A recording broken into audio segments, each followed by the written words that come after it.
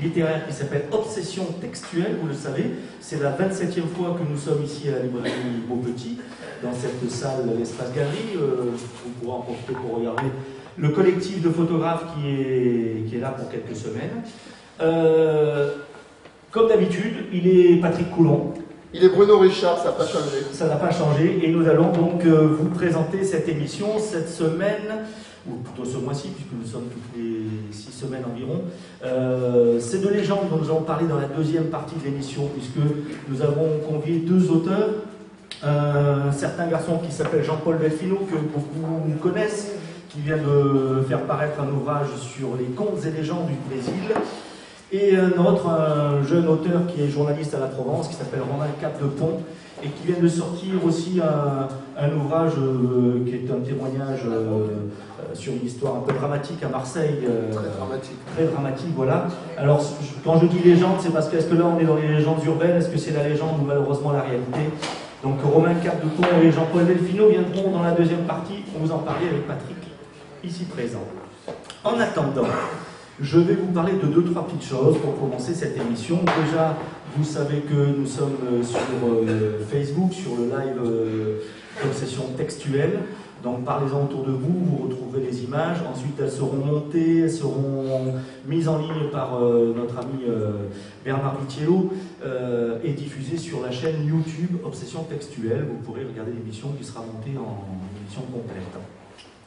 Cette émission a été créée par Patrick et on appelle ça son blog qui s'appelle Words from Mars, que je vous invite à consulter régulièrement parce qu'il vous parle de toute l'actualité littéraire régionale, mais pas que. Et par l'association Les Cris du Sud que j'ai le plaisir de diriger depuis quelques années, qui avait été créée par Patrick et François il y a de très nombreuses années. Cette association Les Cris du Sud a depuis quelque temps créé des petites cartes qui s'appellent des cartes de membres. Voilà. C'est pas mis les jingles de la pub. Ouais, jingle pub, jingle pub, jingle pub. Donc n'hésitez pas, si vous voulez adhérer et nous aider à continuer à vous parler de littérature.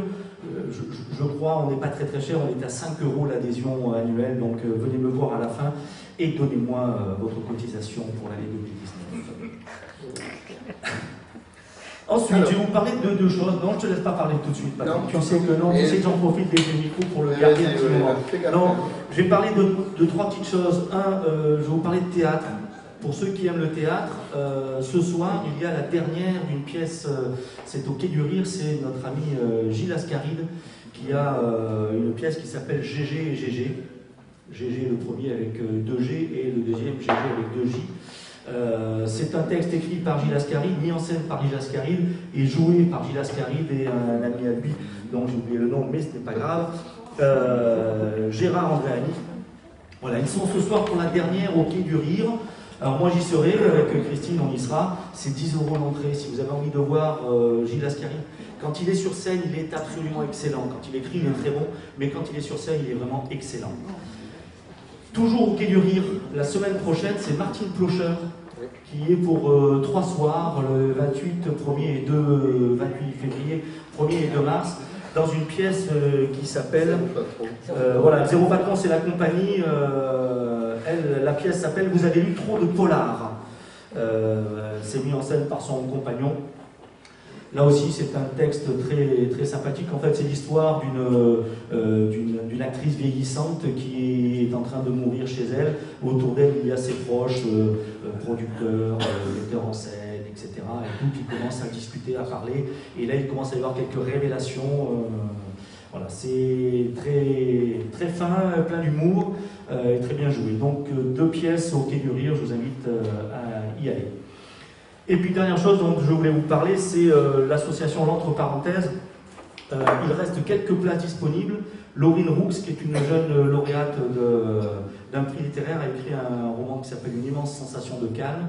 Et donc l'association L'Entre Parenthèses organise des séjours d'écriture. Et le prochain, avec Laurine Roux, qui sera présente pour travailler avec les écrivains, C'est les 13 et 14 avril dans un petit village de Haute-Provence qui s'appelle Signane-la-Rotonde, je crois, quelque chose comme ça. Donc si vous voulez des renseignements, vous allez sur le site de l'Entreparenthèse, www.l'entreparenthèse.com. L'entre, ça s'écrit avec un A. C'est un entre dans lequel on va écrire. Voilà, j'en ai fini avec les petites choses personnelles. Puisque vous êtes là tous à m'écouter, c'est super. Et que je sais qu'à la fin de l'émission, vous allez vous diriger vers le bar pour boire un petit verre d'eau pour vous rafraîchir et faire dédicacer les romans que vous allez acheter à Jean-Paul et à Romain Cap-de-Pont. Je vous parle tout de suite de la prochaine émission. Comme ça sera fait. Voilà, la prochaine émission sera le 6 avril, samedi 6 avril. Elle aura lieu ici, chez nos petits, bien sûr, et nous parlerons de sport. Enfin, quand je dis nous parlerons, non, parce que moi, vous savez que le sport, je déteste ça. Quoique, j'ai commencé à mettre le nez dans les deux auteurs, pas dans les deux auteurs, mais dans leurs deux ouvrages. Nous recevrons un certain, alors, pour certains, ils le découvriront, pour d'autres non, mais voilà, un petit pavé qui s'appelle Histoire secrète du sport. C'est un certain François Thomazeau. Et j'avoue que j'ai commencé à plonger dedans. Oui, voilà, il va me faire aimer le sport vu par François Thomazeau. J'aime ce sport-là. Et puis un autre, c'est un journaliste qui a été très longtemps journaliste à Libération, qui s'appelle Michel Henry. Il vient de sortir aussi un ouvrage qui s'appelle Massilia Food System. Et là aussi, on est plutôt dans les travers du sport que dans le sport véritable. Donc deux ouvrages qui ne sont pas des critiques du sport, mais qui parlent du sport d'une certaine façon. François Thomazeau, Michel Henry, le 6 avril prochain, ici à 11h. Patrick, c'est fini, ça va être à toi. Je vais te laisser enfin la parole. Tu vas faire ta chronique. Oui. Ensuite, on fait venir les libraires. Oui. Ensuite, je fais ma petite chronique premier roman. Et puis, on fait le débat. Il sera temps de faire le débat. Merci à toi, Patrick. On va commencer par une bande dessinée qui s'appelle Macadam Byzance. Macadam Byzance qui est faite par Place et Starsky. C'est un Parisien et un Marseillais. Le Marseillais, c'est Starsky, évidemment. Ça raconte des histoires de losers, de chômeurs, de mecs qui picolent dans des bars et qui ont des aventures un peu minables, etc. Mais c'est vachement drôle, c'est vachement bien fait. C'est très très sympa. C'est chez Fluide Glacial. On continue à Marseille avec une histoire de Marseille en 90 lieux. Ça se passe dans les éditions Gossen. Et c'est une néo-auteure qui s'appelle Judith Aziza, qui a choisi 90 lieux de Marseille. Pas forcément les lieux les plus touristiques, des endroits un petit peu des fois méconnus, et qui nous fait une balade. En fait, c'est un grand classique de la littérature locale, faire apprendre à aller se promener. Mais celui-là est plutôt bien fait, il y a des photos, c'est un peu historique, ça sort un peu des sentiers battus, c'est pas mal du tout. On continue avec L'Enfer des Masques. L'Enfer des Masques, ça ne se passe pas du tout à Marseille, c'est un roman plutôt de SF. Si j'en parle, c'est parce que c'est écrit par Jacques Barbery, qui est un auteur marseillais, qui a une envergure nationale, c'est un des gros auteurs de SF français. Et là, il en pond un qui se passe en fait un peu sur la Côte d'Azur, entre Sophia Antipolis et la Californie. Bon, voilà. C'est toujours, avec Barbery, il y a toujours des choses assez surprenantes dedans, donc je vous le recommande vivement. Je poursuis, alors on a déjà parlé des tangos à la romaine de Philippe Carrez. Si je vous en parle, c'est pour saluer Philippe Carrez au passage, qui vient de se faire opérer, qui est en convalescence. Tout va bien. Il va très bien. Voilà.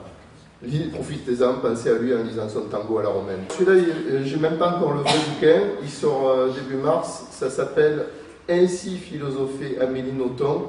C'est dans la série que poursuit depuis quelques années Marianne Chaillan, qui est une professeure de philo marseillaise et aussi une auteure de pop philosophie. Donc après avoir fait la philo dans Star Wars, la philo dans les chansons, la philo chez Mickey, etc. Cette fois, elle s'intéresse au texte d'Amélie Nothomb et elle en a retiré la substantifique moins le philosophique. Ça sort le 7 mars, je crois, sauf erreur. Voilà, on essaiera de la recevoir probablement la dernière émission en juin. Et c'est chez Albin Michel, donc on ne se moque pas du monde non plus. Hein. Alors là, par contre, c'est chez aucun éditeur, c'est uniquement sur Amazon, les plateformes de vente en ligne. C'est ce qu'on appelle de l'édition en compte d'auteur. Mais Laure Morel, c'est son premier polar qui s'appelle Intersection. Et c'est un bon polar qui se passe entre Marseille, Cassis, La Ciotat, je n'ai pas fini de le lire. Mais c'est plutôt bien foutu. Ça aussi, on le trouve sur les plateformes, c'est de la poésie. C'est Archange Minakori qui est un musicien marseillais, et là il s'est amusé à écrire des poèmes, des trucs amoureux, un peu à l'eau de rose, mais bon, c'est joli. Caméléon. C'est aussi, c'est chez un éditeur, les éditions Sidney Laurent, mais si j'ai bien compris, les éditions Sidney Laurent, on ne les trouve pas vraiment en librairie, mais plutôt quand même sur les plateformes. Alors celui-là, vous aurez sans doute, vous allez en bouffer dans les télévisions, dans les radios, ça s'appelle Edmond, ça parle d'Edmond de Charleroux, c'est chez Stock, ça promet d'être une des grosses ventes des semaines à venir. Donc voilà, c'est la vie d'Edmond de Charleroux. Donc je n'en dis pas plus. Celui-là, je ne vous en parle pas, parce que Bruno vient de vous en parler, l'histoire secrète du sport. Pas avec, je pense qu'on peut s'en servir pour lancer du disque, ou du poids, ou du marteau. Et je finis avec deux romans tout à fait intéressants. Le premier s'appelle Paradigma, il est signé de Pia Petersen. Alors, ça rien de marseillais, parce que l'auteur est danoise, ça se passe en Californie, sauf que Pia Petersen, certains d'entre vous l'ont peut-être connue, elle a vécu pendant une vingtaine d'années, une bonne vingtaine d'années à Marseille. Elle avait une librairie à Marseille. Elle avait une librairie à 100 mètres d'ici, à la Routière, qui s'appelait le Roi Lire. Le Roi Lire, voilà. Pia Petersen, elle commence à avoir une vraie renommée d'auteur aujourd'hui. Et celui-ci, c'est son dernier, ça raconte une révolution qui fait bizarrement penser à l'histoire des Gilets jaunes, pourtant elle l'a écrit avant. Enfin, peut-être commencer à l'écrire pendant, je ne sais pas. Sauf que ça se passe bien avant. Elle parle de Gilets orange au moment donné, c'est très marrant. Et ça se passe en Californie, c'est la révolte des SDF, des pauvres, des sans-grades, qui envahissent Hollywood dans une marche avec des millions de personnes. C'est vachement bien foutu. C'est une vraie histoire, ça raconte une vraie histoire, bien faite, je dirais, un vrai roman, mais en même temps c'est un roman extrêmement politique. Vas-y, non, tu connais bien Pierre. Non, c'est pas que je connais bien pas, mais c'est parce qu'effectivement, ça raconte ce qu'on vit aujourd'hui avec les Gilets jaunes. Mais elle l'a écrit, ça fait plus de 2 ans que le texte est écrit, et il avait été refusé par certains éditeurs, et notamment son éditeur principal, parce que c'était trop irréaliste. C'était pas possible qu'il arrive une chose comme ça. Voilà. Okay. Et du coup, elle l'a fait aux arènes, dans la collection Equinox que dirige Aurélien Masson, qui est un éditeur un peu fou, et donc lui, il a dit oui. Et oui. Voilà. Aurélien est tout à fait preneur de ce genre de choses. Et je termine avec le sport, puisque on pourrait l'inviter aussi finalement avec nos deux sportifs, ça ferait une troisième, mais ce n'est pas tout à fait le même registre. Gilles Delpapas, que tout le monde connaît à Marseille, s'est associé à Emmanuel Petit, que tout le monde connaît aussi, mais pour d'autres raisons, qui est un footballeur international, qui a marqué le 3e but de la France lors du match de la finale de la Coupe du Monde en 1998. Voilà. Emmanuel Petit s'est mis au théâtre, je crois, mais il s'est mis aussi à l'écriture, en tout cas avec Gilles Delpapas. Je ne sais pas qui a fait quoi, ils ne nous l'ont pas précisé, on leur demandera à l'occasion. Mais ça fait une enquête qui se passe dans le foot à Marseille. Donc voilà, une espèce de polar footeux marseillais. Mais on sait que Delpapas sait construire des histoires, et il a pu s'appuyer sur la connaissance du ballon d'Emmanuel Petit. Donc à l'arrivée, ça fait un polar qui est plutôt agréable à lire. Voilà.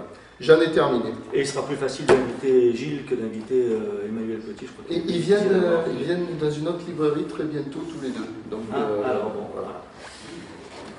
Merci.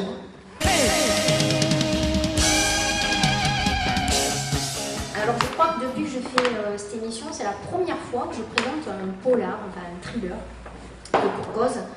Donc j'ai écumé toutes mes tables de nouveautés, patati patata, j'en ai commencé beaucoup. J'en ai arrêté beaucoup. Et finalement, je suis tombée sur Dans son silence de Alex Michaelides, je ne sais pas si on dit comme ça, un inconnu, c'est son premier roman. Et là, j'ai été complètement happée par l'histoire. L'histoire toute simple, puisque c'est l'histoire d'Alicia, une artiste peintre assez reconnue à Londres, qui est retrouvée au pied de son mari gisant dans une mare de sang. Donc bien évidemment, quand la police arrive, tout l'accuse, les empreintes sur l'âme du crime, etc. Laisse aucun doute, c'est elle qui a tué son mari. Pourtant, dans l'entourage, on disait qu'elle était très très amoureuse de son mari. Et À partir de ce moment-là, elle se mure dans le silence. On n'entendra plus jamais sa voix. Et on apprend aussi quelques petits incidents qui font qu'elle finira finalement sa peine dans un hôpital psychiatrique. Pendant 6 ans, donc elle est internée, et Théo, un tout jeune psychiatre, intègre cet hôpital et va s'intéresser bien évidemment au cas d'Alicia et va se donner la mission, si on peut dire, de lui redonner la parole. Ça va être un long chemin pour lui, puisque va s'engager avec la jeune femme muette des face-à-face assez glaçants, assez troublants. En parallèle, il mène aussi une sorte d'enquête auprès des proches d'Alicia pour la connaître un petit peu mieux, pour essayer de la cerner. Et puis finalement, Alicia va finir par parler, mais par le biais de son journal intime. Et là, on va apprendre des choses. Est-ce que c'est vraiment elle qui a tué son mari ou pas? Donc ça, je vous laisse le découvrir. Voilà, c'est un roman vertigineux parce que ça commence assez banalement, meurtre, la femme, nanana. Et puis on est complètement happé par l'histoire d'Alicia, par l'histoire de Théo, par quelques personnages qui gravitent autour de ça. Enfin moi ça m'a bien bouffé le cerveau quand même, hein, parce que je crois que j'ai pas su jusqu'à le bouquin fait 400 pages. Je crois qu'on apprend à la 398e page qu'est-ce qui est finalement, qu'est-ce qui découle de tout ça. Donc c'est un super thriller psychologique, bien mené, très, très intelligent, ça va très vite, hein, c'est très très addictif.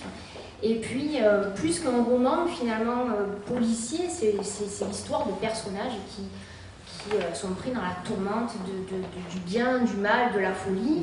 Et vraiment, ça m'a beaucoup plu. Quand j'ai fermé le livre, j'étais un peu déçue. Donc c'est son premier roman, à ce monsieur, là, Michael Jean. Ouais, mais c'est un peu ça. Si, Alex Michaelides. Voilà, on va l'appeler Alex. C'est un pote. Chez Calman Levy. C'est chez Calman Levy. Et moi, enfin, ce qui m'a fait presque découvrir, c'est la couverture que j'ai trouvée super belle. Voilà, c'est vraiment une super couverture. Voilà, chez Calman Levy. Voilà. Alors c'est moi. Bon, ben, bravo et merci. Mais de rien, ça m'a fait plaisir.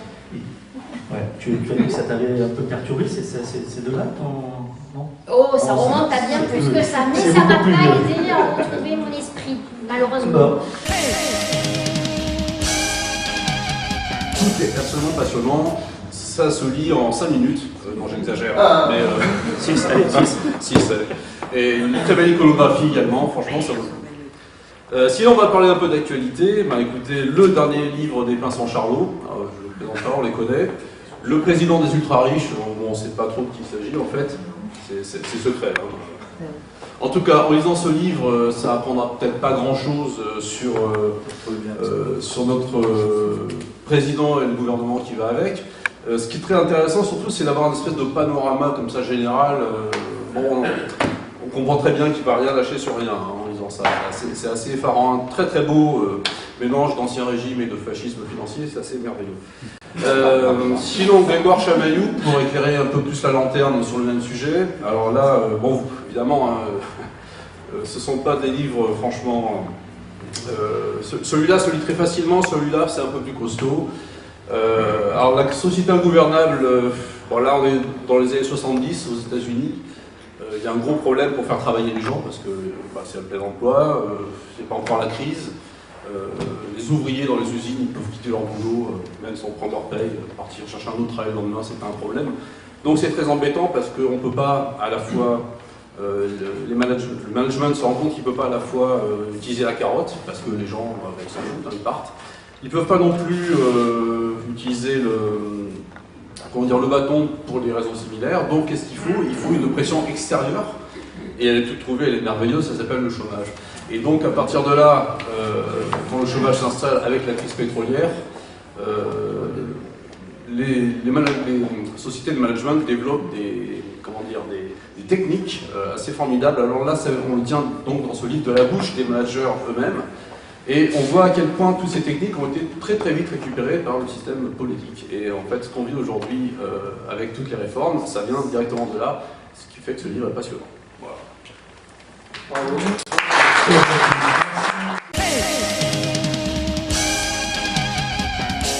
Alors moi je présente Pierre Bayard, La vérité sur Dick Tinègre, qui est une contre-enquête sur le roman d'Agatha Christie. Donc tout simplement repartir quand même du roman initial d'Agatha Christie, se poser les questions sur pourquoi 10 personnages sur une île qui vont mourir les uns après les autres et surtout comment. Et ce que fait Pierre Bayard dans son livre, c'est qu'il reprend tous les éléments du roman avec un éclairage un peu spécifique, puisqu'il va nous indiquer à nous, lecteurs, que nous avons été aveuglés sur ce qu'a écrit Agatha Christie et que le meurtrier n'est pas celui que donne Agatha Christie à la fin de son livre. C'est passionnant. En fait, il montre ça comme une véritable contre-enquête. Il démonte chapitre après chapitre tous les éléments du roman. C'est ce qu'il avait déjà fait sur le meurtre de Roger Ackroyd ou le chien des Baskerville. Et nous, en tant que lecteurs, on est complètement pris là-dedans parce qu'il a beau nous indiquer qu'on est passé à côté de la vérité, qu'on l'a sous les yeux, on a beau le lire et le relire, on ne voit absolument rien. Et c'est qu'à la fin, à la dernière page, quand il signe le livre, parce qu'il le signe du nom du meurtrier que Pierre Bayard estime être le véritable tueur du roman. Pierre Bayard est professeur de littérature, il est psychanalyste, donc il s'appuie aussi sur des références et un corpus littéraire monstrueux, notamment la lettre volée d'Edgar Poe, où le principe c'est qu'elle est tellement sous nos yeux qu'on ne la voit pas. Là c'est pareil, c'est-à-dire que tous les indices qu'il reprend en extrayant des morceaux du roman d'Agatha Christie, il nous les met sous le nez et effectivement nous on ne voit toujours pas. Et donc à la fin, il nous présente un meurtrier avec un mobile et un modus operandi très différent de ceux d'Agatha Christie. Donc vraiment à lire en ayant quand même avant lu le roman d'Agatha Christie. On redonne le nom, l'auteur et l'éditeur. Pierre Bayard, La vérité sur Dick Tinègre, et c'est aux éditions de Billy. Christophe, merci.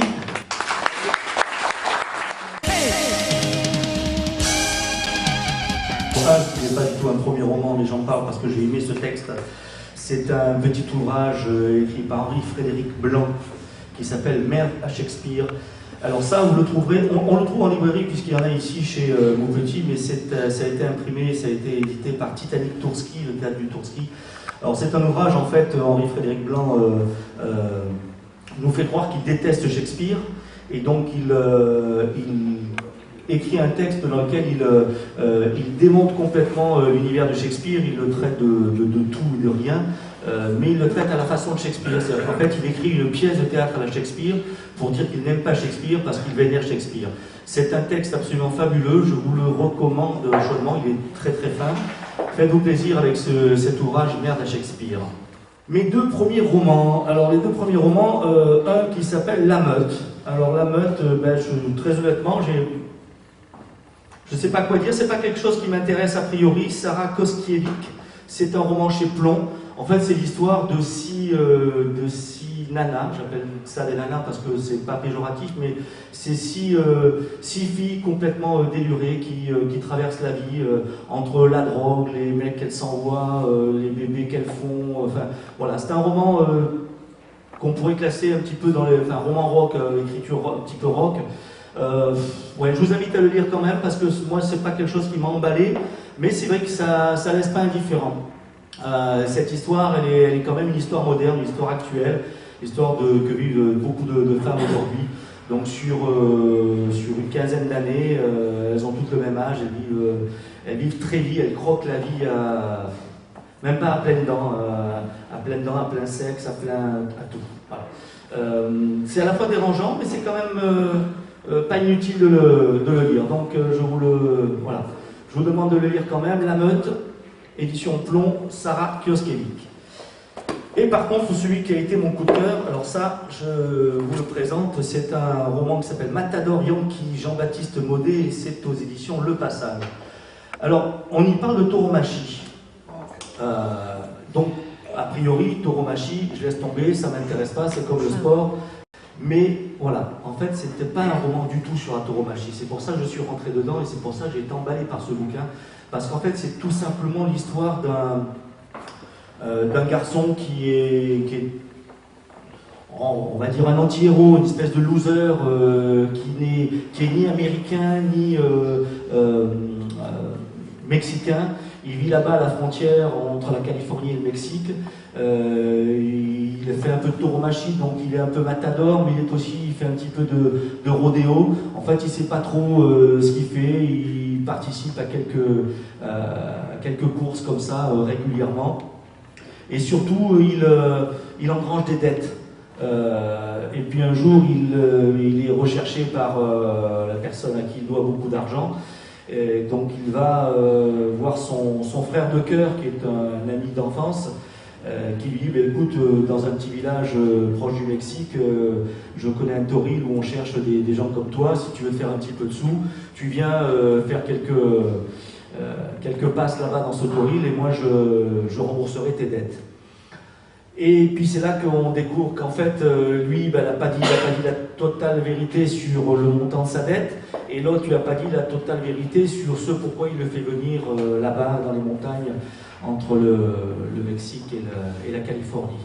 Et à partir de là, on rentre dans une espèce de road movie tout à fait poussiéreux, avec effectivement des taureaux, avec des colts qui brillent, avec des femmes un petit peu grosses, avec de l'alcool pas très net. C'est un très bel ouvrage qui vous emmène là-bas et qui sent bien la poussière justement, qui vous amène à cette frontière entre le Mexique et les États-Unis où on ne sait plus qui est quoi, qui fait quoi. Voilà, je vous recommande cet ouvrage parce qu'il est très prenant. Voilà, c'est bien écrit, ça coule bien, les chapitres sont bien montés. Et alors le début est un petit peu long parce que la mise en place est un petit peu longue, mais dès qu'on rentre dans le vif du sujet, là ça part très très vite et les 150 dernières pages sont très excitantes, très, très bien faites. Donc je vous rappelle, Matador Yankee, mon coup de cœur de cette obsession textuelle, Jean-Baptiste Maudet, édition Le Passage. La Meute, Sarah Kioskiewicz aux éditions Plomb. Et puis le petit ouvrage aux éditions Titanic Toursky de notre ami Henri-Frédéric Blanc. Ce n'est pas un premier roman, mais c'est à lire. À ma droite, Jean-Paul Delfino, que vous connaissez sans doute pour avoir peut-être déjà lu des ouvrages qu'il a commis, qu'il a écrits, qu'il a de plus en plus magnifiés sur le Brésil. Alors celui-là, il va au bout du Brésil, puisqu'il part dans les racines brésiliennes pour nous raconter les contes et légendes des trois composantes du Brésil, les Indiens et les populations immigrées, blanches et noires, on va dire comme ça. Donc il y a des contes de ces trois catégories de la population brésilienne, on va en parler. Romain, lui, a fait un livre qui n'est pas du tout un conte. C'est une histoire vraie dans laquelle il replonge. C'est le drame du Clos La Rose il y a quelques années à Marseille, un drame de cité autour de la drogue, et dans lequel, pour la première fois à Marseille, un enfant, quasiment, enfin en tout cas un adolescent, mais un jeune adolescent, a été tué. Et c'est vraiment une histoire très dramatique, mais qu'il raconte presque à la manière d'un conte d'une certaine manière, parce qu'il a vraiment tourné autour des gens, autour des éléments, pour en faire plus un roman qu'un livre de journaliste d'une certaine manière. Jean-Paul, l'obsession brésilienne, ça fait longtemps que tu l'as. Pourquoi tu l'as mené là jusqu'à un point qui semble un point de non-retour d'une certaine manière? J'espère bien que je reviendrai.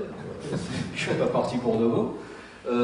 Pourquoi? Parce que j'aime bien aller au bout des choses. Quand je commence quelque chose, je veux aller vraiment là où les autres ne sont pas allés. Et je me suis rendu compte, donc ça fait déjà 32 ans que je vais 2 ou 3 fois par an au Brésil, donc je commence à retenir 2 ou 3 informations. Je pars toujours avec une valise de 10 kg et je reviens avec... une valise de 5 kg? Beaucoup plus que les 23 kg autorisés, ça c'est clair. Et donc dedans, il y a beaucoup de livres, beaucoup de disques aussi. Et donc je me suis rendu compte que il n'y avait pas de recueil de contes et légendes traditionnels au Brésil qui mêlaient les 3 racines du Brésil, l'amérindienne, l'africaine et l'européenne. Pour des raisons, ça fera peut-être partie de la discussion d'après sur le Brésil contemporain, parce qu'il n'est que le résultat de ce qui s'est passé depuis 5 siècles maintenant. Et donc pour moi, il était obligatoire de réunir 60 ou 80 textes, je ne sais plus, et de faire coexister, comme ça existe au Brésil avec des hauts et des bas, coexister les 3 racines du Brésil. Donc c'est venu simplement, je vais avoir le côté Don Quichotte ou Sancho Panza, mais je n'aime pas les injustices. Et alors on trouve des recueils de contes au Brésil qui sont européens, ça il y en a beaucoup. On en trouve quelques-uns, surtout depuis les années 20 où la mode était à l'indianisme, des recueils de contes qui sont faits par des ethnologues, et notamment Betty Midlin qui m'a fait l'amitié et l'honneur de la préface, une des plus grandes anthropologues, c'est une femme formidable. Et pour les contes d'origine africaine, on a de temps en temps comme des bulles qui remontent à la surface, des velléités africaines disant Black is beautiful, mais au Brésil ça prend une consonance différente. Et donc pour moi c'était la juste logique de faire partager avec les lecteurs ce qu'est le Brésil aujourd'hui, parce qu'on ne peut pas savoir qui on est aujourd'hui si on ne sait pas d'où on vient. Ça, c'est une certitude. Et est-ce qu'entre ces trois racines, en tout cas ces 3 types de contes, on trouve quand même des éléments communs, bien très différents? Alors là, pour moi, ça a été la plus grande... C'est une merveille, voilà, comme l'espace de moment, je me suis retrouvé comme un gamin le soir de Noël, ou plutôt le lendemain matin, qui découvre des cadeaux, et là, je me suis aperçu, mais encore une fois, je ne suis ni ethnologue, ni historien, j'écris par passion et par vécu. Et là, je me suis rendu compte que l'explication de l'origine du monde dans les 3 racines sont les mêmes. C'est-à-dire que moi, en tant que petit-fils, fils, frère, neveu de communistes, donc éduqué avec le cartésianisme pur et dur, 1 + 1 = 2, etc., autant vous dire que j'ai été baptisé plus sous le signe de Marx et Lénine que sous celui de l'Église. Donc d'ailleurs, je ne suis pas baptisé du tout. Hein, oui, c'est haram, comme on dit. Et donc il fallait absolument que j'apprenne ce qu'était le catholicisme. Alors je le savais grâce aux lectures.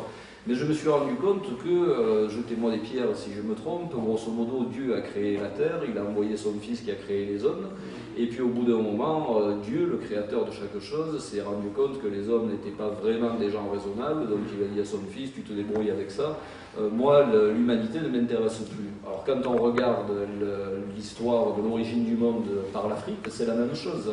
Obatala, le grand chef, le grand créateur de chaque chose, a créé le monde, il a envoyé Oshala, son fils, et puis au bout d'un moment, il a dit les humains sont totalement insupportables, et donc il s'est barré, alors il est allé créer d'autres mondes, je suppose.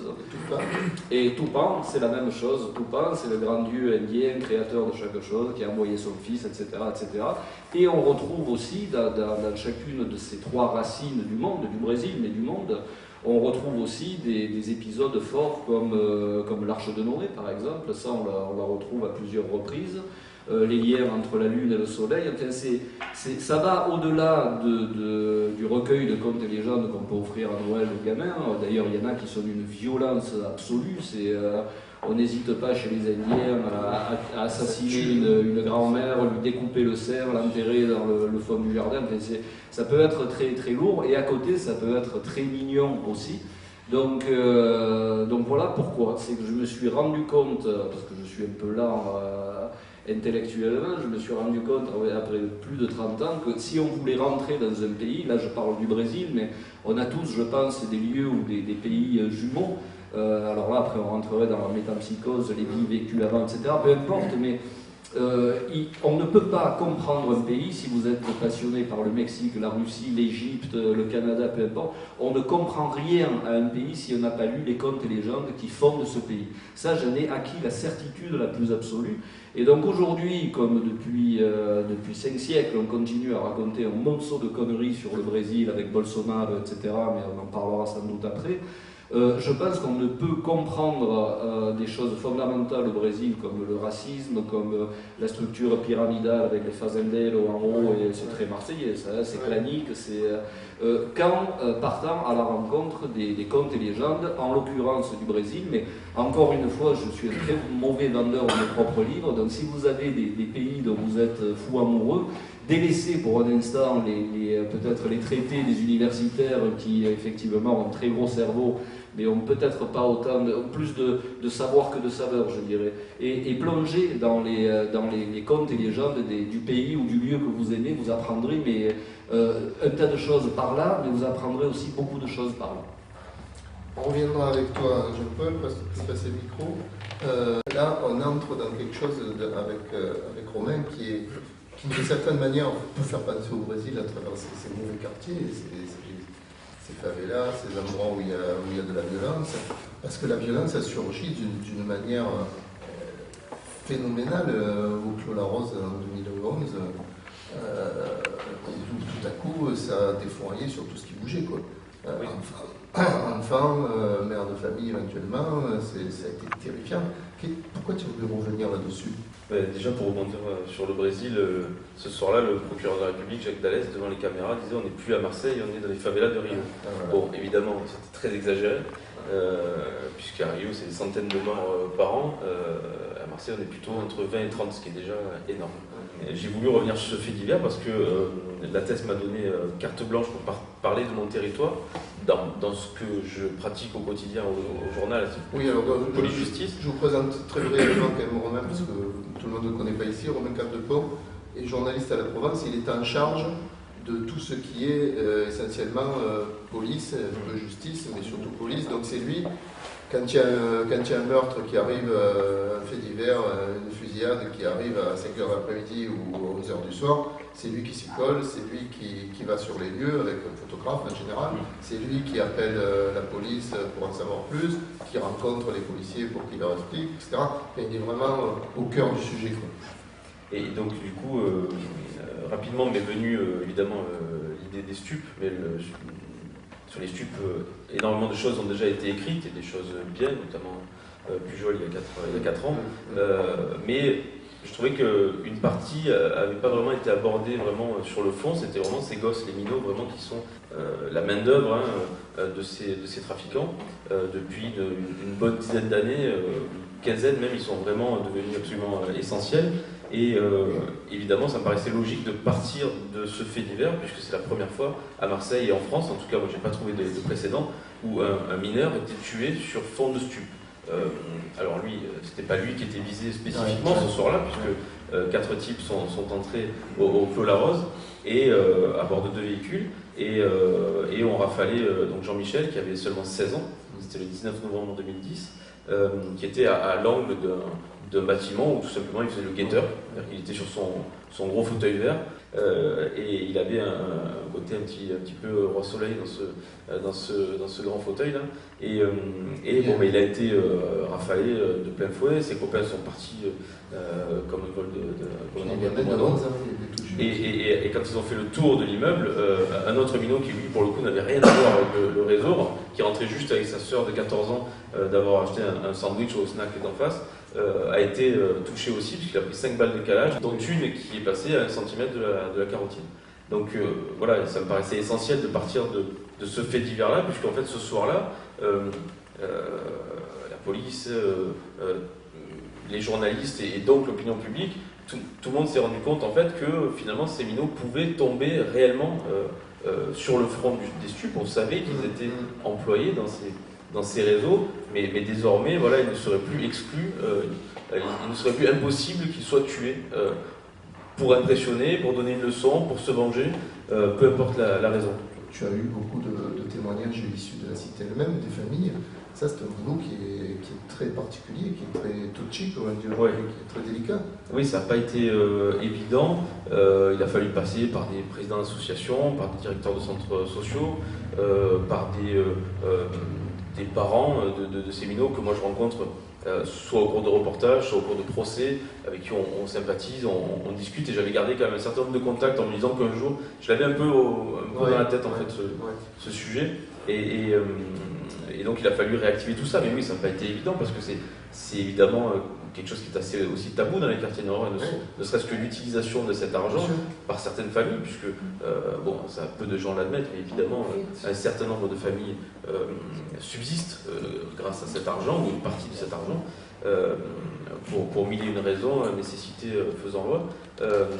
Donc oui, c'était assez compliqué, mais finalement, tu te rends compte aussi qu'en fait, pas mal de gens dans cette cité ont besoin de parler, ont envie de parler pour raconter. Alors, c'est souvent de façon anonyme, mais il y a un vrai besoin quand même de raconter l'abandon qu'ils ressentent et la difficulté de garder ces minots sur le droit chemin, puisque la grande majorité, au moins 80% sont déscolarisés, ceux qui sont dans ces réseaux, totalement ou partiellement, et les parents et l'État n'ont aucun pouvoir sur eux. La manière dont tu en parles, on se dit que le Créole de l'Est, il avait pas entièrement tort quand il a dit que c'était les favelas. On entend des choses qui sont finalement assez similaires. Oui, il y a sûrement les racines du mal sont sûrement les mêmes, ou en partie les mêmes, mais lui là il comparait le niveau de violence. Oui, on n'est quand même pas à ce niveau-là, mais c'est vrai que ce soir-là, en tout cas, une espèce de gang shooting comme ça, c'est-à-dire on rentre dans une lycée, on rafale n'importe qui et on repart. Ça c'était jamais vu. On a la chance d'avoir un grand policier aujourd'hui dans la salle.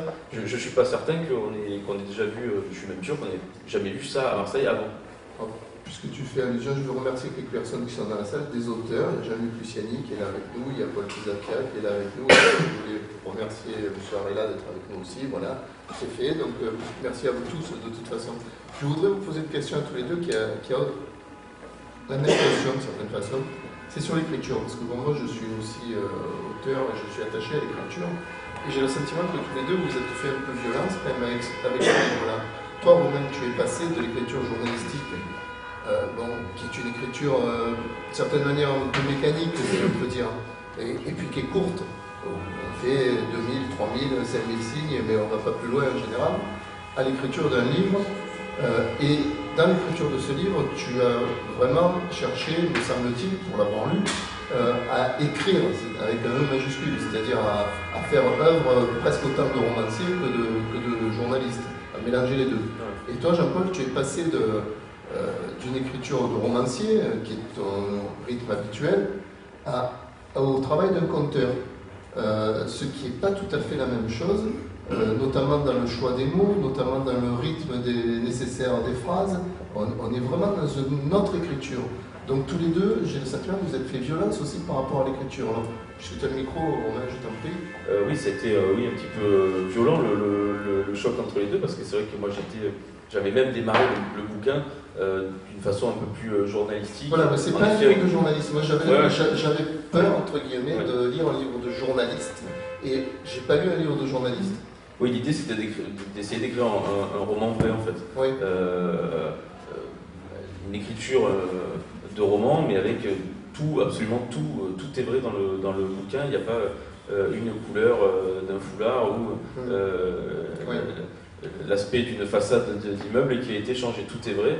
Mais oui, l'idée c'était d'enrober ça de façon, à la façon d'un roman, parce qu'en effet, déjà beaucoup de choses avaient été écrites de façon journalistique, notamment encore une fois ceux de mes confrères. Et puis même moi, en fait, je me suis rendu compte que je me faisais beaucoup plus plaisir en fait en écrivant comme ça, et que ça me permettait aussi de les décrire plus, d'être peut-être un peu plus empathique aussi avec ces minots que si j'avais été dans l'info brute et dans le témoignage brut. Donc voilà, c'était bien.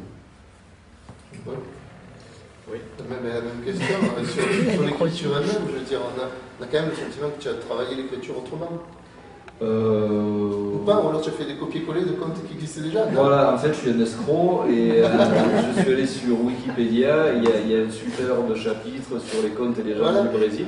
Et donc j'ai escroqué les éditions d'Ossège. Je ne pense pas, c'est comme ça. Non, le problème c'est de trouver une unité dans le temps. Ouais, ça, parce qu'il y a des contes et légendes qui viennent du XVIe siècle, d'autres qui sont plus récents, fin XIXe, et ils sont tous pour le lecteur lambda d'aujourd'hui difficilement accessibles, et pour les trouver matériellement.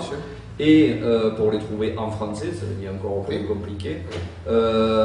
Et donc, moi j'ai essayé mais très humblement, moi j'ai été nourri par tous ces contes et toutes ces légendes, et j'ai essayé de les rendre plus vivants que ce qu'ils étaient. Alors le niveau 0, le niveau 1, c'est à enlever l'imparfait du subjonctif, parce qu'on adorait écrire à l'imparfait du subjonctif.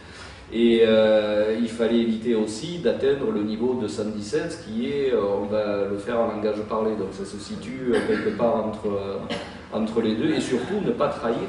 Ne pas trahir la mémoire du Brésil. D'ailleurs, une petite anecdote, parce que je voulais absolument, ça m'était jamais venu à l'idée, c'est d'écrire ce recueil.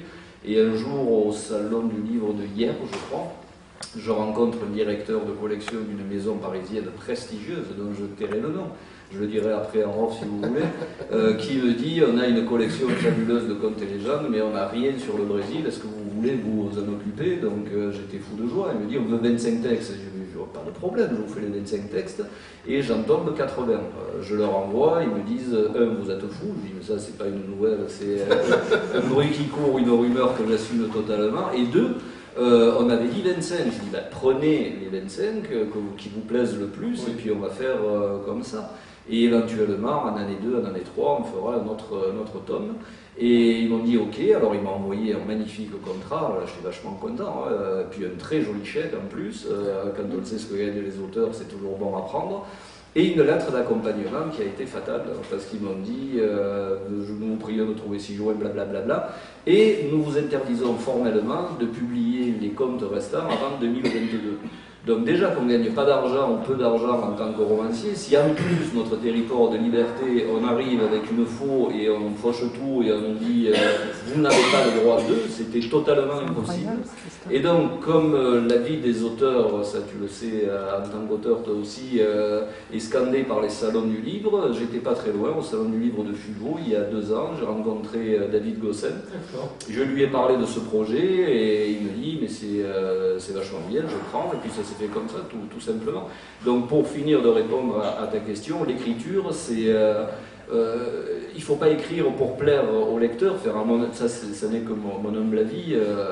Puis comme disait Sartre, j'ai pas beaucoup de citations, mais j'ai une que j'adore, on peut difficilement être à la fois à la fenêtre et se regarder passer dans la rue. Donc savoir ce qu'on a écrit, ce que ça vaut, c'est difficile, mais en tout cas, essayer d'être bienveillant avec le lecteur. Voilà, entre la putasserie et la bienveillance, c'est comme entre le niveau 1 et le niveau 217, il y a 2-3 strates qu'on peut visiter. Alors, je voulais vous poser une dernière question sur la réception de votre travail, parce que finalement, surtout toi, Romain, c'est quand même un travail délicat pour les gens dont tu parles. Est-ce qu'ils l'ont lu? Est-ce qu'ils t'en ont parlé? Est-ce que ça a été l'objet de problèmes ou pas? Non, il n'y a pas eu pour l'instant de problème, de ce que je vois, parce qu'il ne faut pas qu'il y en ait. Dans ces milieux-là, c'est vrai que ça peut devenir très, très rapidement compliqué. Non, la famille de Lenny, donc celui qui avait été blessé, qui a survécu, heureusement, elle l'a très bien reçu, puisqu'en fait j'avais tout enregistré. Moi j'ai fait justement un paquet de problèmes, des choses de façon très carrée, et c'est vraiment du mot à mot, donc en fait il n'y a eu aucune surprise.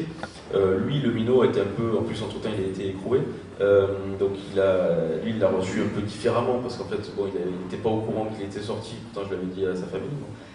Donc il a vu passer après des choses sur les réseaux sociaux, parce qu'ils ont tous le téléphone évidemment au maître. Donc il a commencé un peu à s'exciter parce que je n'avais pas prévenu. Bon, après ça s'est calmé. La famille de Jean-Michel, donc celui qui est décédé, lui, va le lire là très prochainement. Et sinon, oui, j'ai des très bons retours. Des confrères, c'est évidemment plaisant. Il y a eu une très belle couverture en presse d'ailleurs. Oui, je sais que tu as eu du national, etc. Ouais. Mais ce qui m'a fait le plus plaisir au final, outre la vie des policiers et autres acteurs de terrain à qui j'ai offert ou qui ont acheté le bouquin, évidemment c'est aussi très plaisant. Mais la semaine dernière, j'ai reçu un message sur Twitter de la sœur d'un minot qui a été tué au Laurier il y a 2 ans et demi, qui avait seulement 15 ans. Donc lui, c'est vraiment, je crois, le plus jeune qui ait jamais été tué à Marseille. Et qui m'a dit bravo parce que c'est vraiment ce qu'on vit, quoi. Voilà. Donc on peut difficilement avoir un meilleur compliment. Donc oui, ça a été pour l'instant plutôt bien reçu. Puis ça crée, même chez les politiques, en plus bon, on arrive sur une année préélectorale qui va bouger. Et je pense que voilà, il y a pas mal de politiques qui m'ont contacté aussi pour en parler, pour essayer de faire des débats. Moi, je ne veux surtout pas que ce soit récupéré ni par les uns ni par les autres, mais l'idée c'est aussi d'en parler parce que encore une fois, je suis ni porte-parole de Semino ni leur avocat, mais voilà, il y a quelque chose à faire, je pense, pour faire beaucoup plus. La police bosse évidemment, des réseaux sont démantelés, mais on le sait, c'est quelque chose qui revient en permanence. Et donc c'est un hydre à mille têtes, ça revient, c'est à l'infini. Et la main-d'œuvre de Semino est à l'infini. Et moi, ce que me disent les éducateurs, c'est que si on les prend pas en charge, si on les fait pas dévier tout de suite, ne serait-ce que d'avoir l'idée de rentrer dedans dès 10 ou 11 ans, c'est plié très rapidement. Parce que dès qu'ils y mettent les pieds, ils arrivent dans une vie, vous le verrez si vous lisez le bouquin, très trépidante en fait. Il y a l'argent évidemment, c'est évidemment quelque chose qui n'a pas envie d'argent facile. Mais c'est surtout le fait qu'ils y trouvent un rôle, une mission, un cadre aussi, puisque mine de rien, ce que j'ai appris, c'est que ces minots, ils sont cadrables, entre guillemets. On les décrit comme, certains évidemment, sont des sauvages, mais beaucoup finalement, le cadre qu'ils n'ont pas eu dans leur famille, dans leur foyer, ils le retrouvent là avec cette autorité du patron ou du gérant ou du superviseur du plan. Alors évidemment, c'est pas la meilleure référence à avoir, mais ça reste une référence finalement qu'ils acquièrent. Jean-Paul, c'est peut-être plus difficile pour y répondre, mais peut-être que quand même le livre a été lu notamment par des Indiens de la forêt, je ne sais pas, puisque tu parles d'eux énormément. Quoi. Oui, mais il n'y en a plus. Il n'y en a plus. Ben, le problème, par leurs descendants qui ont pu retrouver des choses. Alors, avant que j'oublie d'abord sur le parallèle entre Marseille et Rio, je suis d'accord et pas d'accord, évidemment. Parce que le Brésil, c'est 16 pour la France. Donc, dès que vous avez un meurtre à Marseille, c'est l'équivalent de 16 au Brésil. Donc ça, déjà, c'est la première chose. La deuxième chose, c'est qu'il y a un film absolument formidable par le fond, mais par la forme aussi, qui est sorti il y a peut-être 10 ans maintenant, Cidade de Deus, la cité de Dieu, qui raconte exactement ce dont tu parles, et donc cette violence absolument aveugle.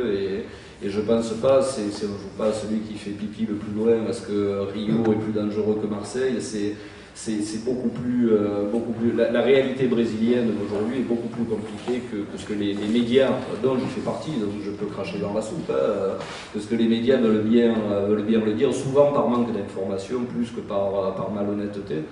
Donc le bouquin qui est sorti il y a 3 semaines, un mois, devait être traduit au Brésil, ce qui pour moi était à chaque fois c'est comme un prix Nobel de littérature, je suis très très fier. Sauf que Bolsonaro est arrivé au pouvoir, c'est une dictature, qu'on le veuille ou non, une dictature de velours, mais c'est une dictature. Et c'est juste un suprématiste blanc, c'est-à-dire que ce sont les blancs qui doivent diriger le monde. Il le dit, hein, alors là, je fais très très attention en tant que journaliste aux fake news, donc je regroupe les informations, et tout ce dont je vous parle maintenant, j'ai vu Bolsonaro le prononcer lui-même.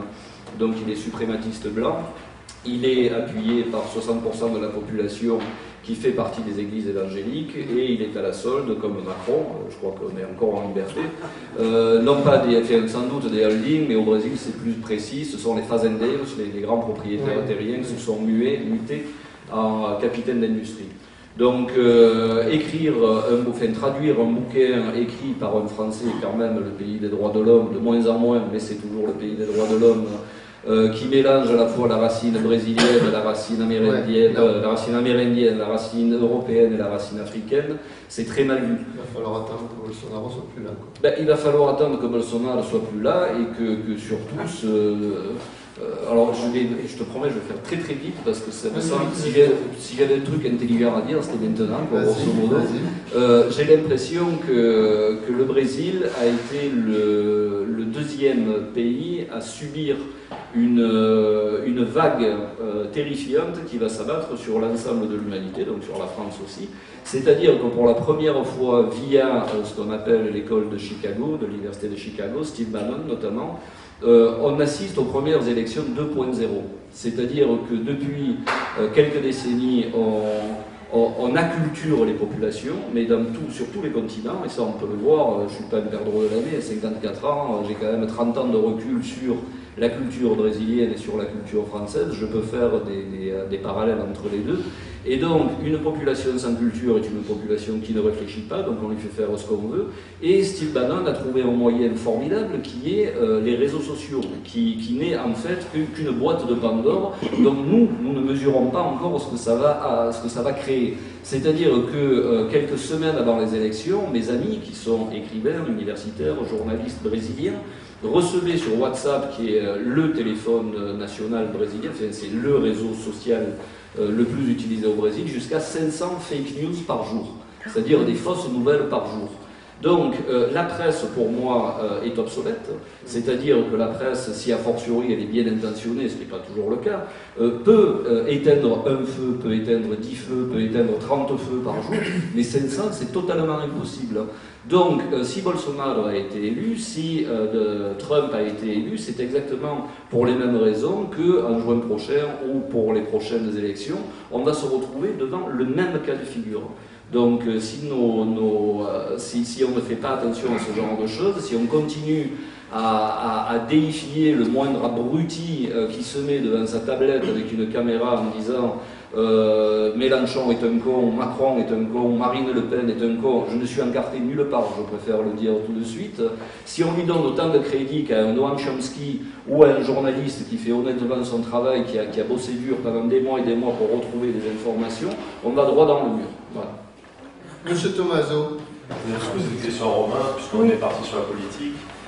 Il est évident que ce qui se passe dans les quartiers, comme ce qui se passe dans les favelas, est essentiellement une question politique, puisque tu disais, voilà, les policiers peuvent faire. Tu parlais aussi, Jean-Paul parlait d'éteindre des feux, et quand tu parlais d'éteindre des feux dans les fake news, on a l'impression que la police éteint des feux dans les quartiers, ou éteint des feux un peu partout sur la planète, qu'elle peut éteindre, mais que pour régler le problème, c'est une question politique.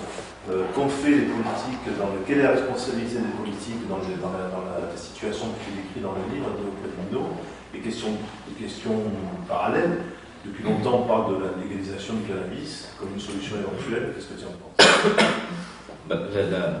La responsabilité des politiques, elle est évidemment majeure, et notamment, encore une fois, je ne fais pas de politique de la municipalité actuelle.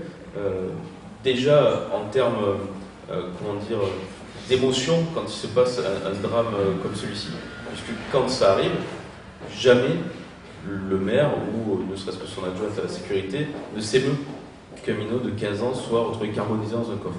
Ça n'est jamais arrivé. Moi, ça me choque. Et je leur dis régulièrement, surtout à son adjoint. Je suis témoin d'une rencontre ici même il y a quelques temps où Caroline Volontiers était là, où tu me l'as dit en face. Je lui ai dit en face, et je lui ai dit à plusieurs reprises. Alors que, pas plus tard qu'il y a un mois, quand 20 bateaux ont brûlé au Goud, il y avait 3 élus, et notamment M. Morel, qui ont passé la nuit sur place. Donc ça, c'est déjà perturbant, c'est-à-dire qu'il y a une espèce comment dire, de poids de mesure. Ouais, de poids de mesure, c'est-à-dire dès qu'il y a une grosse agression de n'importe qui dans les quartiers sud ou au centre-ville, là, la Canebière par exemple, très grave évidemment ce qui s'est passé il y a 3 jours, le maire s'est déplacé, bon il n'était pas loin certes, mais il s'est déplacé. Bon, il n'y a pas de mort, il n'y a pas de... Bon, c'est heureusement pas un acte terroriste au final. Bon, voilà, donc, mais sur le long terme, évidemment, on se rend compte, enfin, moi, les éducateurs et les acteurs de rue me disent qu'évidemment, ils n'ont pas de moyens, tout simplement. Et la ville, alors, peut, par sa politique de la ville, a des moyens, peut irriguer bien davantage ces centres sociaux, qui sont souvent le dernier rempart pour essayer de divertir ces minots différemment, de leur ouvrir l'esprit. Jean-Paul parlait de culture tout à l'heure.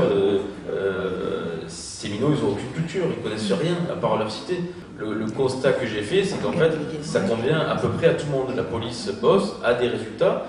Malheureusement, les policiers l'avouent eux-mêmes, c'est un peu l'impression de vider l'océan à la cuillère.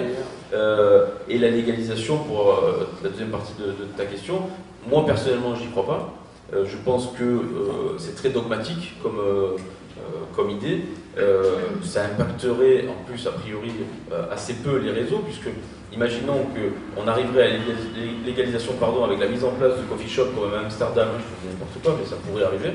Ce qui serait vendu en termes de santé publique serait évidemment, en termes de taux de THC, qui est la molécule qui fait du cannabis, je ne sais pas, j'en fume pas, du cannabis quelque chose qui fait du bien, serait évidemment très faible. On ne pourrait pas se permettre de proposer au Kidam ce que la frappe, comme ils disent dans les cités, ce que eux proposent, qui est parfois très très très très fort.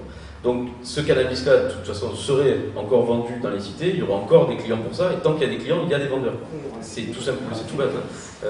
Tant qu'il y a de la demande, il y a de l'offre, et puis il se reporterait sur la cocaïne, qui est déjà très très installée. Il y a à peu près une centaine de réseaux rien qu'à Marseille, et tous vendent de la cocaïne, et ces minots de 13, 14, 15 ans, qui parfois sont les charbonneurs, donc les vendeurs, manipulent cette cocaïne. Les gars de la BST, qui ont un peu remplacé la BAC, donc eux c'est la brigade spécialisée de terrain, sur le front de ce harcèlement quotidien de ces petites mains, puisque la PJ est censée décapiter les grosses têtes, entre guillemets, et la BST, eux, harceler les petites mains, me disent que oui, ils trouvent sur des minots de 14-15 ans des pochons de 20, 30, 40 grammes de cocaïne, et tout ça, ça représente beaucoup d'argent. C'est 60 € le gramme à peu près la cocaïne, donc quand ils se font interpeller avec 40-50 grammes, c'est rapidement 3000, si mes calculs sont bons, 3000 €. Hein, donc c'est des dettes ça, qui après font qu'ils sont, ils sont sous une emprise en fait, sous l'emprise de cette dette. Et donc après, sans faire, donc ils sont obligés de bosser gratuitement. Et là encore, ça fait, oui, sans faire petit à petit dans le réseau. Dans la journée de ces jeunes, là, c'est quoi la part entre la peur, la conscience du bien et du mal, une espèce d'inconscience et le pouvoir de l'argent, en fait. Alors moi, il y a un truc déjà qui m'a surpris au cours de l'enquête, c'est qu'ils n'ont pas du tout l'impression, enfin en tout cas, ils ne se décrivent pas comme des délinquants. Alors eux, déjà, ils se considèrent comme des commerçants, et c'est pour eux vraiment un boulot. Non mais eux me disent, moi, j'arrache pas des colliers aux vieilles en centre-ville. Je suis pas un délinquant. Je suis un vendeur, je vends un produit qui est illégal, certes, ils sont pas stupides, ils savent très bien que c'est illégal, et ils savent très bien ce qu'ils risquent. Mais pour eux, c'est un boulot, et d'ailleurs, ils appellent ça jobber. Ils disent je job. Voilà. Donc c'est comme nous quand on faisait la plonge ou les vendanges. Ça peut être bête, mais pour eux, c'est vraiment un moyen de. Voilà. Certains font que des petits jeunes, font pendant leurs vacances, certains sont toujours d'ailleurs scolarisés, plus ou moins, mais pendant les vacances scolaires font 15 jours pour ramasser, en tant que guetteur, c'est entre 60 et 80 € par jour, donc ça va vite, et puis charbonneur, ça peut monter à 150, et suivant le réseau, même un peu plus. Donc c'est évidemment beaucoup de cash qui sont brassés. L'argent, évidemment, fait partie, encore une fois, évidemment de l'attrait de ces réseaux, puisque grâce à cet argent, ils se normalisent, comme disent les sociologues, et ils ont l'impression de vivre un peu la même vie que nous, de pouvoir consommer. Donc ils vont au Grand Littoral, au Merlan, et ils dévalisent les magasins de sport. Moi, j'en ai eu un qui apparaît en filigrane dans le bouquin, mais qui me raconte que oui, ils arrivent et puis ils dévalisent ils dépensent des milliers d'euros en une après-midi. Ça se voit très régulièrement. Donc l'argent, évidemment, est important, mais encore une fois, c'est une occupation, c'est un rôle, c'est faire partie d'un clan et avoir l'impression d'exister, de servir à quelque chose. Donc l'idéal, évidemment, serait d'arriver à leur faire prendre conscience qu'ils peuvent servir, parce que à autre chose, dans le circuit légal, moi, la plupart, évidemment pas tous, encore une fois, il y a des gros niais dans ces gamins, des gamins ingérables, des sauvages, mais il y en a aussi qui sont très charismatiques, qui ont vraiment une tchatche énorme, et dès 15-16 ans, qui ont une maturité. Moi, c'est pas des gosses de 15 ans que j'ai rencontrés, c'est vraiment des gens qui bossent déjà. Ça leur fait prendre une maturité, ils gagnent plusieurs années, et ils pourraient, oui, dans des boîtes, ne serait-ce qu'en tant que commerciaux ou autres, ils seraient énormes, c'est sûr. Déjà, on va aller sortir de là, intégrer Cage ou les écoles de commerce par de exemple, Marseille. oui, ça s'appelle l'éducation. L'éducation n'est plus une priorité en France. C'est comme la santé, c'est pour moi, à 30 ans ou 35 ans de voyage au Brésil, j'ai pu voir exactement ce qui se passait entre nos deux pays, et je suis arrivé à cette quasi-certitude, parce que je n'ai aucune certitude, mais cette perception des choses, c'est qu'une société dite civilisée ne peut s'appuyer que sur deux choses fondamentales, c'est l'éducation et la santé. Et qu'est-ce qu'on fait à l'éducation et qu'est-ce qu'on fait à la santé aujourd'hui? On coupe les airs, ouais. Excusez-moi, ça c'est pour faire rire les gens, mais c'est vrai, hein, je l'ai vu dire, c'est Bolsonaro, il a dit moi je vais résoudre le problème de la drogue dans les favelas, dans les bidonvilles, et donc tous les journalistes étaient là, en disant mais comment vous allez faire? Il dit ça va être très très expéditif. En 64, quand la dictature est arrivée au Brésil, on n'est pas allé assez loin, on n'a pas fait comme les Argentins, mais là je prévois des vols d'hélicoptères pour dézinguer 100 000 personnes au hasard dans les bidonvilles. Et le journaliste lui dit mais vous allez tuer des innocents? Il a répondu ils n'avaient qu'à pas se trouver là. Je donnais des cours il y a 2 ans au lycée Diderot, dans ce qu'on appelle le micro-lycée, c'est-à-dire ce sont ça se passe donc à Diderot, ce sont des jeunes qui sont en rupture de scolarité, et le juge leur dit, c'est où vous reprenez un peu de scolarité, ou c'est la zonzo, ou c'est la prison. Le mec dit, ok, ça va, donc je vais faire un peu de théâtre, un peu de Et donc je discutais avec le mec qui n'avait rien à foutre du théâtre, il était là pour ne pas être en prison. Et donc il m'expliquait ce qu'il faisait, etc. Bon, c'était un délinquant, voilà. Et puis après je lui dis, mais bon, comment ça se passe? Il m'explique après, évidemment, ce que je veux, effectivement, comme tu le disais, c'est bien vivre. Et moi je veux bien vivre jusqu'à 25 ans. Après j'ai dit, mais après, il fait, après je me fais tuer. Ça m'a glacé la salle. Voilà. Voilà. Et tu fais pas ta vanne sur le. Vas-y. Ah oui. Et ça, c'est par rapport à ce que tu dis, c'est une des choses qui m'a perturbé, puisque plusieurs minots de 15-16 ans, en fait, te parlent de la violence qu'ils vivent quand ils sont auteurs, même parfois, avec une froideur qui est effrayante. Et d'ailleurs, on se rend compte, même dans les règlements de compte, que petit à petit, l'âge descend. Puisque il y a un truc tout bête, c'est que quand la PJ décapite des gars de 30 ans, c'est une image évidemment, les balance en tôle pour 20 ans, à un moment donné il faut bien reprendre le réseau. Et en fait, petit à petit, les minots montent de plus en plus vite. Et donc, et donc évidemment, passe par la violence, parce que c'est souvent par des OPA hostiles, comme on dit à l'évêché, que ces réseaux sont accaparés. Et en fait, ils ont une échelle des valeurs de la violence qui est terrifiante. Il y en avait un qui parle dans le bouquin, Yaya, qui a maintenant 17 ans, mais qui me raconte que 2 ans avant, donc il avait seulement 15 ans, son co-charbonneur, donc c'était 2 charbonneurs de petits réseaux du quartier du Canet, a garrotté 2000 €, chose qu'il ne faut évidemment pas faire, et qu'il a été séquestré pendant 4 jours dans une cave, et que c'est lui-même, le gérant lui a demandé à Yaya, de lui mettre des coups de batte. Il lui disait, bon, je tapais pas fort, je faisais attention, c'était mon collègue. J'ai dit, mais attends, mais comment ça s'est passé au final? Il a été libéré, donc il avait un McDo, un joint, et des coups de batte toute la journée, régulièrement. Et j'ai dit, comment ça s'est passé par la suite? Il m'a dit, 2 jours après, il a repris le boulot, on était de nouveaux copains. Espèce de syndrome de Stockholm, ahurissant. Où les gars te disent, mais non, mais c'est le tarif, en fait, on le sait, le tarif, on connaît le tarif, donc, encore une fois, même si ces règles sont terrifiantes, ce sont des minots qui sont capables d'intégrer des règles.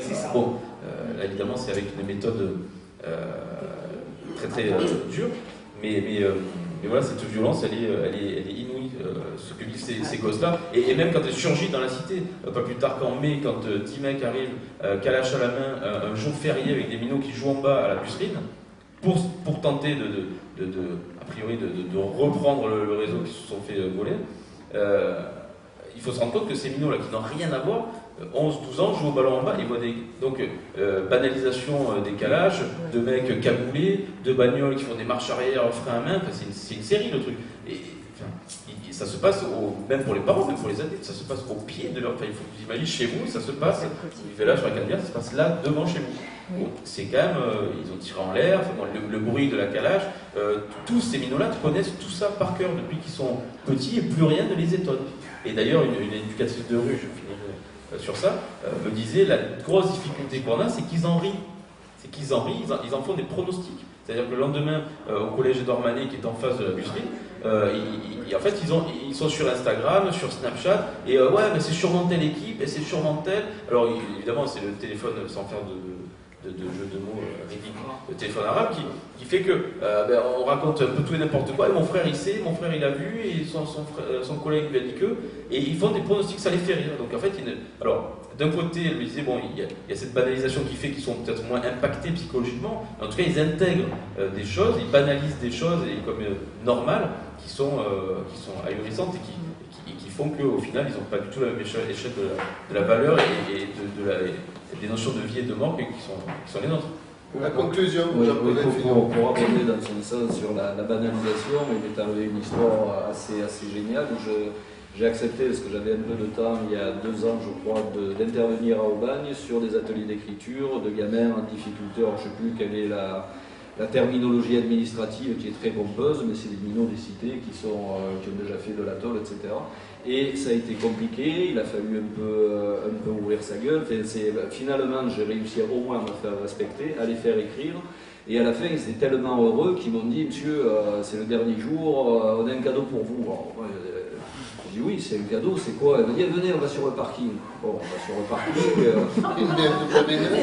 Non, ils ont ouvert le coffre et dedans, il y avait une Kalachnikov. J'ai dit, mais c'est... Oh, monsieur, je vous jure, vous pouvez la prendre, on a limité les numéros, vous risquez rien. J'ai dit, non, attends, je dis, non, c'est pas possible. Ils étaient un peu vexés, mais ils m'ont dit, on va trouver autre chose. Ok, donc ils sont venus me voir à Aix et ils m'ont dit un truc, vous allez adorer, c'est obligatoire. Je dis mais qu'est-ce que c'est? Et ils m'ont dit venez sur le parking, on va vous montrer. Je vais sur le parking et ils ouvrent le coffre, et dedans il y avait 1 kilo de White Widow qui est du lourd quand même, c'est de la drogue, et je leur ai dit mais je peux pas. Donc là ils commençaient à s'énerver et je leur ai dit écoutez, il y a des quelques filles, et j'ai dit les filles elles vont s'occuper du cadeau, et elles sont revenues et elles m'ont amené un chrysanthème sans savoir quelle était la c'est magnifique. Merci. Il est l'heure de se quitter, donc merci à...